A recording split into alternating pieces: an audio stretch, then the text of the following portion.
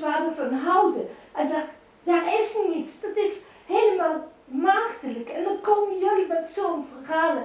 En dat is de machteloosheid die wij hier voelen. Ik zit daar gewoon helemaal van te trillen. Ik vind dat ze er gewoon af moeten blijven. Het hele idee vind ik al zo waanzinnig. Het is zo'n heilige grond daar, zo'n gigantisch rustgebied.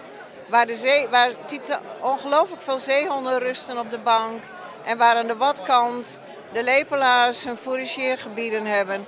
Ze moeten er gewoon helemaal niet aan beginnen. Hoe durven ze? Hoe durven ze eraan te beginnen? Ze moeten er echt met hun poten van afblijven. Ik ben er bijna geboren, ik ben hier opgegroeid. Sodemiet erop. Door de boring zo te kiezen op de plek van het eiland waar het eiland niet te breed is, maar wel heel stabiel, kunnen we zorgen dat de in- en uittredenpunten buiten de kwelders en buiten helemaal aan de rand van het strand zijn. Waardoor de impact op het eiland zelf eigenlijk minimaal is.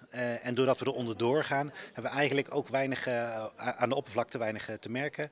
Er moeten alleen wat bodemonderzoeken uitgevoerd worden voorafgaand, maar voor de rest kan het meeste buiten het eiland om. We zijn heel kritisch op dit plan om onder Schier door te boren en dan vervolgens met een wattrencher of een graafmachine door het wandtij van de Waddenzee te gaan en dan nog vervolgens door het Hoge Land. Terwijl er een heel goed alternatief is en dat is eigenlijk het oostelijke tracé door de Oude Westerreems.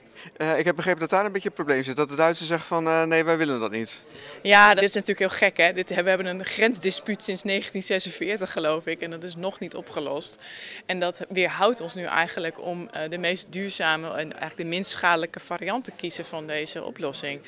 Ja, wij vinden eigenlijk dat je gewoon door moet gaan in je onderhandelingen met Duitsland. Dit kan ook trilateraal. We zijn één groot Waddenzee hè, met Denemarken en Duitsland. Doe dat nou gewoon samen.